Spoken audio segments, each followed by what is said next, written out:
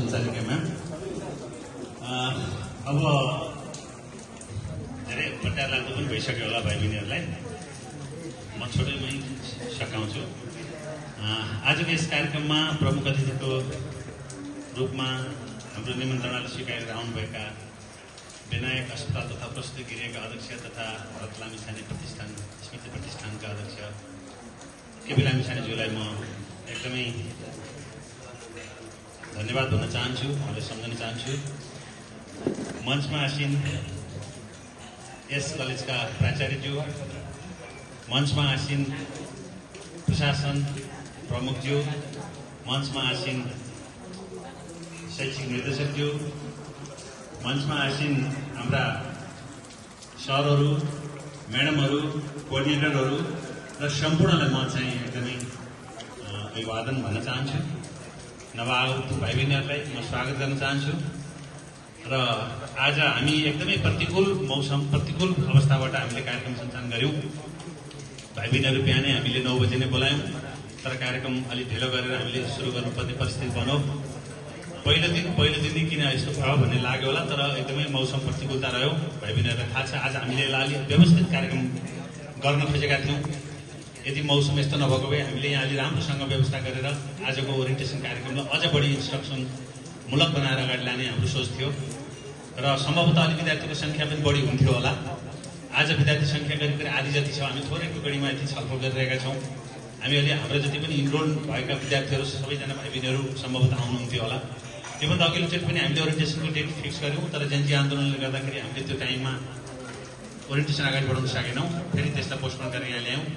फेरि आज हामीले अब समय अलिक क्लासहरू पनि लिनुपर्ने समय, अब हाम्रो सबै चाडपर्वहरू सकिए, अब हामीले सुरु गर्नुपर्छ, क्लास अलि रफ्तारमा जानुपर्छ भन्ने हिसाबले पनि हामीले समयलाई अलिकति बचत गर्न खोज्यौँ र आज हामीले ओरिएन्टेसन राख्यौँ। तर धेरै भाइ बहिनीहरू चाहिँ नि कति त अब स्ट्राइकको कारणले तराईतिरको भाइ बहिनीहरू धेरै नआए जस्तो देखिया छ, कति आएको पनि आज प्रतिकूल मौसमको कारणले पनि यहाँ नआइरहेको पनि हुनसक्छ। जे होस्, हामीले जति हामी इनरोलमेन्ट हाम्रो टोटल अफ स्टुडेन्टहरू नम्बर हो त्यति हामी उपस्थित भएर आज हामीले कार्यक्रम गर्न सकेनौँ। तर पनि आज हामीले जति भाइ बहिनीहरू आउनु भएको छ तपाईँलाई धन्यवाद भन्न चाहन्छौँ। तपाईँहरू आउनुभयो, तपाईँहरूले पहिलो दिनको चाहिँ धेरै कुराहरू थाहा पाउनुभयो, धेरै कुरा तपाईँलाई विनायक कलेजको बारेमा एउटा चाहिँ आइडिया भयो र यसले भोलिका दिनमा तपाईँलाई अगाडि बढ्नलाई सजिलो हुन्छ। त्यस कारण म तपाईँहरू जो आउनुभयो, आउनु भएको भाइ बहिनीहरूलाई म धन्यवाद भन्न चाहन्छु। अब यहाँ धेरै कुराहरू सर म्यामले भन्नुभयो, म धेरै कुरा दोहोऱ्याउन 2-4 कुराहरू राखेर अनि आफ्नो भाइलाई पनि म टुङ्ग्याउन चाहन्छु। पहिलो कुरा त हामीले 2टा कुरा बुझ्नुपर्छ। मूलत शिक्षालाई हामीले 2 ढङ्गले बुझ्छौँ। भाइ बहिनीले एकदम ध्यान दिनुपर्ने कुरा के हो भने शिक्षा मूलत 2 तरिकाबाट प्रवाह गरिन्छ संसारमा। एउटा प्राविधिक शिक्षा हुन्छ, एउटा चाहिँ साधारण शिक्षा हुन्छ। साधारण शिक्षामा हामी एकाडेमिक कोर्स पुरा गर्छौँ। भाइ बहिनी एकछिन ध्यान दिएर सुन्नुहोस्, पछाडि अलिक गफ गर्दै गरेको थिएँ, ध्यान दिनुहोस् एकछिन मेरो कुरा सुन्नुहोस्, म अब चाँडै सकिहाल्छु छु। र शिक्षा 2 प्रकारकोमा एउटा साधारण शिक्षा जहाँ हामी चाहिँ आइए, BA, MA, IAC, BAC, MAC पढ्छौँ। हामी हायर एजुकेसनमा जान्छौँ। हामी हायर एजुकेसनका चाहिँ डिग्रीहरू हामी एक्वायर गर्छौँ, डिग्री हामी लिन्छौँ। तर त्यो डिग्री हामीसँग हुन्छ, हामी रोजगारी प्राप्त गर्न सक्दैनौँ। हामी त्यो डिग्री त छ, अहिले हाम्रो विद्यमान अवस्था के हो भने मास्टर्स गरेका छ अथवा एमबिसी गरेका छ, एमए गरेका छ, एलएलएम गरेका छ, विभिन्न गरेका छ। तर हामीसँग चाहिँ नि जब गर्ने गरी जान सक्ने हामीसँग क्षमता हुँदैन। हामी बेरोजगार हुनु परेको छ। तिमी भाइ बहिनीहरू थाहा छ, तिम्रो घरमा धेरै दाजुहरू दिदीहरू बिए पास गर्नुभएको छ, एमए पास गर्नुभएको छ, तर तुरन्त जब कहीँ पनि पाएको छैन। लोकसेवाको लागि किताब लिएर पढेर अनि लोकसेवामा नाम निक्लियो, नभए बेरोजगार हुनुपर्ने अवस्था छ, कि त विदेश जानुपर्ने अवस्था छ। त्यसैले साधारण शिक्षाले धेरै बेरोजगार उत्पादन गर्नु भनेर नेपाल सरकारको नीति 2076मा पनि के व्यवस्था गर्यो भने प्राविधिक शिक्षालाई प्रमोट गर्ने भन्ने कुरा भयो। प्राविधिक शिक्षा भनेको चाहिँ के हो भने यसले अघि सरहरूले भन्नुभयो, यो चाहिँ नै जीवनोपयोगी शिक्षा। यसले चाहिँ मान्छेलाई तुरन्त जीवन निर्वाह गर्नलाई सिकाउँछ। जुन शिक्षामा विधामा सिप सिकिन्छ, हातमा सिप आउँछ, त्यो विधालाई हामी चाहिँ प्राविधिक शिक्षा भन्छौँ। प्राविधिक शिक्षाका थुप्रै विङ्सहरू छन्। शिक्षा मूलत 2टा, एउटा साधारण शिक्षा र एउटा प्राविधिक शिक्षा। प्राविधिक शिक्षाका थुप्रै विङ्सहरू छन्। जस्तो अघि भाइ बहिनी भन्यो, प्राविधिक शिक्षामा कोही एचए पढ्दैछ, कोही फार्मेसी पढ्दैछ, कोही ल्याब पढ्दैछ, कोही नर्सिङ पढ्छ। प्राविधिक शिक्षाभित्र कोही इन्जिनियरिङ पढ्छ, कोही एग्रिकल्चर पढ्छ, कोही हस्पिटालिटी म्यानेजमेन्ट पढ्छ, कसैले अरू फ्याक्ट विषयहरू पनि पढ्छ। प्राविधिक शिक्षा जेसुकै पढ्यो भने त्यसले मान्छेलाई हातमा सिप दिन्छ। साधारण शिक्षामा थ्योरी पोर्सन 80% को थ्योरी हुन्छ, 20% को प्र्याक्टिकल हुन्छ। त्यसले गर्दा हातमा सिप धेरै आउँदैन। तर प्राविधिक शिक्षामा थ्योरी पोर्सन 40 को हाराहारीमा हुन्छ र चाहिँ नि 60 को हाराहारीमा चाहिँ प्र्याक्टिकल हुन्छ। अघि सरले भन्नु 6 महिनासम्म भाइ बहिनीहरू एचएको भाइ बहिनीहरू फिल्ड जानुपर्छ। प्रयोगात्मक अभ्यासको बाटो बढी हुन्छ, त्यसैले हातमा सी पाउँछ। सी पाएपछि त्यो प्राविधिक बन्छ। त्यो सी हातमा जसको राम्रोसँग आउँछ त्यो दक्ष प्राविधिक बन्छ। त्यो दक्ष प्राविधिक भयो भने त्यो संसारको जुनसुकै ठाउँमा पनि विक्छ। संसारभरि संसार प्रविधिले चल्छ। संसार प्रविधिले चल्छ र हातमा प्रविधि भएपछि त्यो मान्छे संसारभरि विक्छ। त्यसैले आज नेपाल सरकारले फोकस गरेको प्राविधिक शिक्षा हो। 70% विद्यार्थीको पहुँचमा प्राविधिक शिक्षा पुर्याउने र 30% विद्यार्थीको पहुँचमा मात्रै साधारण शिक्षा सीमित गर्ने भनेर नेपाल सरकारको शिक्षा मन्त्रालयको नीति 2076 तय गरियो। तर तदनुसारका थुप्रै व्यवस्थापन हुन सकेका छैन। त्यो कमजोरीका पाटोतिर अहिले नपसौँ। तर त्यो अनुसार राज्य त्यो बाटोमा जान सकेको अवस्था चाहिँ छैन। तर अनुभूति के गरेका छ भने प्राविधिक शिक्षा मात्रै हो जसले आर्थिक समृद्धि, आर्थिक रूपान्तरणमा योगदान दिन सक्छ। हरेक इन्डिभिजुअल फ्यामिलीमा, परिवारमा एउटा बच्चाले प्राविधिक शिक्षा पढेर भाइ बहिनीहरूले ख्याल गरेर त कोही एकजना डाक्टर भयो एउटा घर आयो भने, अथवा कोही एउटा फार्मासिस्ट भयो भने, अथवा कोही एउटा चाहिँ जेनरल मेडिसिनबाट उसले चाहिँ पिपिएच एमपिएच गर्यो अथवा चाहिँ डाक्टर बन्यो भने, अथवा एलएलएम गरेर के भन्छ एमएलटी गरेर चाहिँ ल्याब टेक्निसियन बन्यो भने, अब फार्मासिस्ट बन्यो भने त्यो घरमा केही न केही फरक हुन्छ। किन उसले रोजगारी गर्छ या उसले व्यवसाय गर्छ, ऊ दुई ढङ्गले सक्षम बन्छ। आइदर कि उसले रोजगारी पाउँछ, काहीँ पनि गरेर तुरन्त रोजगारी पाउँछ, या ऊ चाहिँ नि आफूले आफ्नो सिपबाट उद्यमी बन्छ, उसले व्यवसाय गर्न सुरु गर्छ। प्राविधिक शिक्षाले दुईटा बाटो खोजिन्छ। एउटा आइदर ऊ रोजगार तुरन्त पाउँछ या ऊ उद्यमी बन्छ या उसले व्यवसाय गर्छ। त्यसैले आज प्राविधिक शिक्षामा मान्छेहरूले फोकस गर्नुपर्ने अवस्था छ। त्यो प्राविधिक शिक्षाले मात्रै देशको आर्थिक समृद्धि हुन सक्छ भन्ने सरकारको पनि सोच हो। अब यही सिलसिलामा मैले यो प्राविधिक शिक्षाको नेतृत्व गर्ने गरी सिटिबिटीको उपाध्यक्ष भएर मैले केही समय काम गरेँ। म उपाध्यक्षबाट फर्केर आएपछि म विनायकमा फेरि भाइ बहिनीहरूसँग जोडिन आइपुगेका छु। हामीले सिटिबिटीले हामीले एउटा तय गर्यौँ, शिक्षालाई सिपसँग जोड्नुपर्छ, सिपलाई श्रमसँग जोड्नुपर्छ र श्रमलाई उत्पादनसँग जोड्नुपर्छ। त्यही उत्पादनले मात्रै रोजगारी हुन्छ र समृद्धि हुन्छ भनेर शिक्षालाई यो डाइरेक्सनबाट लानुपर्छ प्राविधिक शिक्षालाई भनेर हामीले तय गर्यौँ। आज सिटिबिटी अन्तर्गतका कोर्सहरू यही डाइरेक्सन हुन्छ। भन्न खोजेको कुरा के हो भने भाइ बहिनीहरूलाई थाहा छ एमए पास गरेको मान्छे छ। भाइ बहिनीहरू गाउँबाट धेरै भाइ बहिनीहरू गाउँबाट आएको छ। गाउँमा यसो म पनि गाउँबाट आएको। गाउँमा के हुन्छ, काठमाडौँमा बसेर छोराले एमए पढ्छ, घरमा जान्छ, खेतमा अहिले यसै पानी आएर चाहिँ खेतमा धान भिजिरहेको हुन्छ, धान काट्नु पर्यो, अलिकति केही काम गर्नु पर्यो, मकै मात्नु पर्यो, तर ऊ काम गर्न जाँदैन। साधारण शिक्षाले श्रम गर्न सिकायो। हामीलाई श्रम गर्न लाज लाग्छ। मलाई पनि लाग्थ्यो। मैले पनि साइन्स पढेँ, मैले एमएससी पढेर म गाउँमा गएँ, मेरो घर जहाँ पाऊँ, तर म खेताङ काम गर्नु पाइनँ। किन मलाई लाज लाग्थ्यो। म एमएससी पढेको मान्छे, मैले खेताङ काम गर्ने हो र भन्ने मैले त्यो शिक्षा पाएँ। किनभने मैले साधारण शिक्षा पाएँ। मलाई श्रम गर्न सिपतिर त्यो शिक्षाले लगेको। तर हाम्रो प्राविधिक शिक्षाले श्रम गर्न उत्साहित गर्छ। जो भाइ बहिनीहरूले यो प्राविधिक शिक्षा पढ्छ ऊ श्रम गर्न उत्साहित हुन्छ। श्रम गरेपछि के हुन्छ, उत्पादन हुन्छ। उत्पादन भएपछि मान्छेको समृद्धि हुनसक्छ अथवा त्यसको आउटपुट हुन्छ। त्यसैले यो प्राविधिक शिक्षाले हामीलाई जीवनोपयोगी पनि बनाउँछ र श्रम गर्न सक्ने पनि बनाउँछ र हामीलाई आर्थिक समृद्धितिर यसले अगाडि जान्नलाई मद्दत गर्छ। आफ्नो मात्रै होइन, परिवारको समृद्धि, आर्थिक समृद्धिमा पनि यसले योगदान दिन्छ। अन्ततः यसले समाजको आर्थिक समृद्धिमा योगदान गर्छ र अन्ततः राज्यको, राष्ट्रको नै समृद्धिमा यसले योगदान गर्छ। त्यसैले सुखी नेपाली, समृद्ध नेपालको परिकल्पना नेपाल सरकारले लिएको पुरा गर्ने माध्यम एउटा प्राविधिक शिक्षा हुन्छ भन्ने कुरामा शिक्षा। मैले भाइ बहिनीलाई अलिकति शिक्षाको थोरै जगको कुरा बताएँ। म धेरै टाइम दिन जान्न, पछि सरहरूले क्लासमा धेरै कुराहरू बताउनु होला।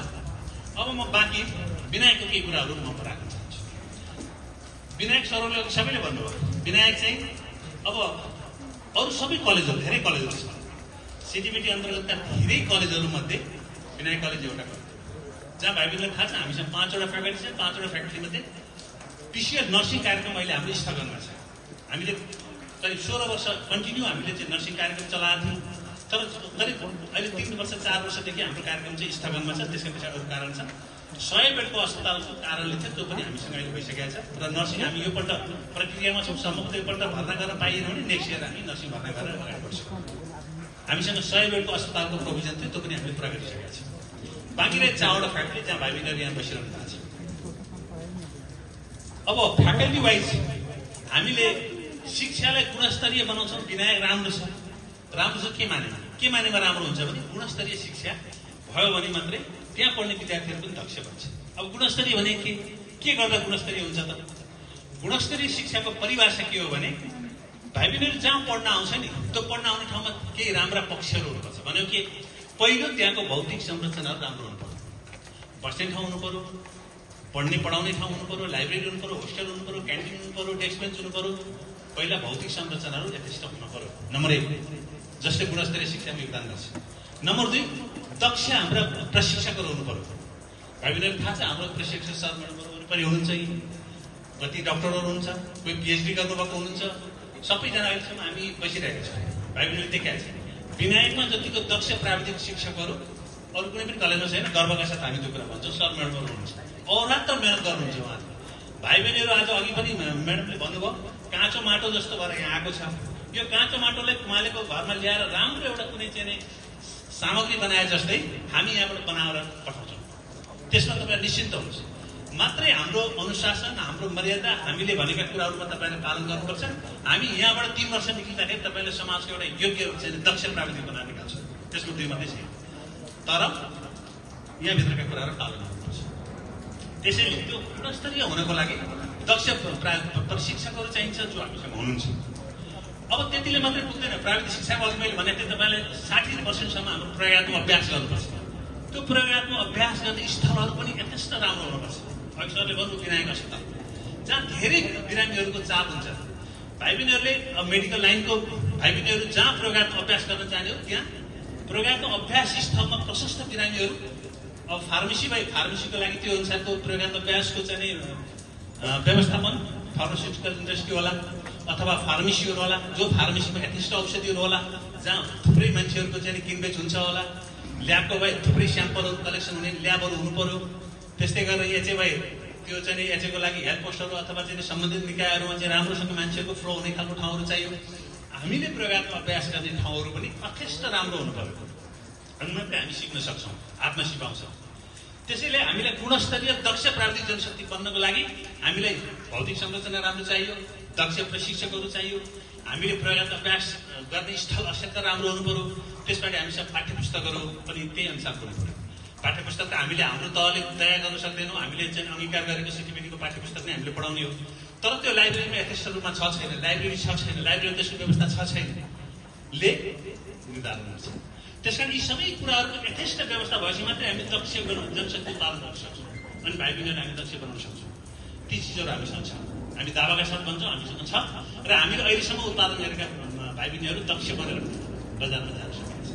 अन्तर्राष्ट्रिय बजारमा पनि आज सेवा दिइरहेका छन्। आज विनायकमा पढ्ने बच्चाहरू अस्ट्रेलियामा, अमेरिकामा, क्यानाडामा जहाँ भनौँ हामीले खोज्दाखेरि भेटेका छौँ।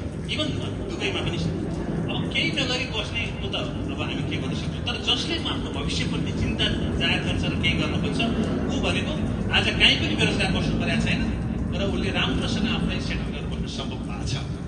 र कतिले यहाँ पढेको हेल्थ एसिस्टेन्ट पढेको बच्चाहरू अहिले चाइनामा मेडिसिन पढिरहेको छ, डक्टर पढिरहेको छ। अहिले 1-2 जना भएर त फर्केर पनि आइसक्यो। कतिले प्र्याक्टिस गरिरहेको छ। त्यस कारण सबै कुरा भाइ बहिनीहरूको चाहिँ भाइ बहिनीहरूको मेहनतमा डिपेन्ड गर्छ। त्यो अघि सर म्याडमले राख्नु भएको छ, मेहनत गर्नुपर्छ। अब म जान्छु त्यस पछाडि यो सम्भावित एउटा शिक्षालयमा भाइ बहिनी आइसकेपछि म अलिकति अनुशासनको कुरा जोड्छु। सबभन्दा पहिलो शर्त हामीसँग अनुशासन हो। भाइ बहिनीहरूको अनुशासन भयो भने मात्रै सर म्याडमहरूले आफूले जानेको कुरा ट्रान्सफर गर्न सक्नुहुन्छ। भाइ बहिनीहरूले अनुशासनमा बसेन भने त्यो ट्रान्सफर गर्न सकिँदैन। एउटा नेपालीमा भनाइ छ नि, मदरुले माड खाए पो हामीको केही उपाय लाग्छ भने जस्तै हो। भाइहरूले केही पनि गरेन, मेहनत गरेन, पढेन भने सरहरू जतिसुकै दक्ष भए पनि अर्थ राख्छ। त्यसैले सरहरूले जति गाइड गर्नुहुन्छ त्यति त्यो गाइडभित्र बसेर आफूले इमान्दार ढङ्गले अध्ययन गर्नु पर्यो, भाइ बहिनीले प्रयास गर्नु पर्यो। अनि हाम्रो लक्ष्य प्राप्त हुन्छ। अब बाँकी रह्यो अनुशासन के। अनुशासन के भने भाइ बहिनीलाई थाहा छैन, भर्खरै यो अस्ति जनजाति आन्दोलन भयो। समाज अराजक छ, मान्छे अराजक छ। यसमा कोही थप मान्नु पर्दैन भन्नु। समाज अराजक छ, मान्छेहरू अराजक छन्। देश करिब करिब एउटा चाहिँ सङ्कटमा प्रवेश गरिसकेको छ। देश सङ्कट उन्मुख छ। अझै हामी थुप्रै राजनीतिक लडाइँहरूमा हुने सम्भावना छ। तर यस्तो अवस्थामा त्यो चिजले हामीलाई पनि छुन सक्छ। हामी त्यो कुराको प्रभावमा रह्यौँ भने अवश्यले हामीले लगेको लक्ष्य हामी प्राप्त गर्न सक्दैनौँ। हामी इमान्दार भएर हामीले आफ्नो जे हो अब्जेक्टिभ, जे हो लक्ष्य कि सर म्याडमले भनेको त्योतिर हामी जानु पर्यो। त्यो अराजक समाजले हामीलाई छुन भएन। त्यो अराजक समाज, अराजक व्यक्तिहरू, अराजकपनले राजनीतिक दूषित कुराहरूले हामीलाई छुन भएन। हामीले पढ्नु पर्यो। हामी त्यो चाहन्छौँ। भाइ बहिनीहरू त्यो कुनै दूषित कुराबाट प्रभावित हुनु हुँदैन भन्ने हाम्रो अपेक्षा हो। त्यो हुनु हुँदैन र त्यस्तो भयो भने हामीले कलेजमा हामी राख्दैनौँ। हामीले स्ट्रिक्टका साथ कुनै बोरामा एउटा आलु पुग्यो भने सबै आलु पुग्छ। भले प्राइभेट कलेज हो, तर हामी प्राइभेट भएर मान्छेहरूले प्राइभेटले पैसालाई अलिकति मोटिभमा राख्छ र पैसामा अलिकति प्रभावित हुन्छ। धेरै कुराहरू हेङ्की-प्याङ्की पनि सहन्छ, त्यस्तो हुँदैन। हामी सरकारी कलेजभन्दा स्ट्रिक्ट छौँ यसमा। हामी हाम्रो विद्यार्थी कसैले पनि गलत बाटोमा हिँड्छ भने हामी बिदा गर्छौँ, ताकि त्यो एउटा बच्चालाई बिदा गरेर अरू बच्चाहरूलाई हामी बचाउन चाहन्छौँ। त्यसकारण अनुशासित भएर बस्नु पर्यो भाइ बहिनीहरू। बाहिरी कुनै पनि चाहे राजनीतिक हावा होस्, चाहे समाजका अरू कुनै कुराहरूले छुन भएन। मात्रै पढ्ने मकसद लिएर आएको भाइ बहिनीहरूले पढ्ने लक्ष्यमा जानु पर्यो। त्यो हामी यताको तर्फबाट, हामी प्राचार्यको तर्फबाट, हामी प्रशिक्षकको तर्फबाट हामी चाहिँ भाइ बहिनीहरूको निड फुलफिल गर्छौँ।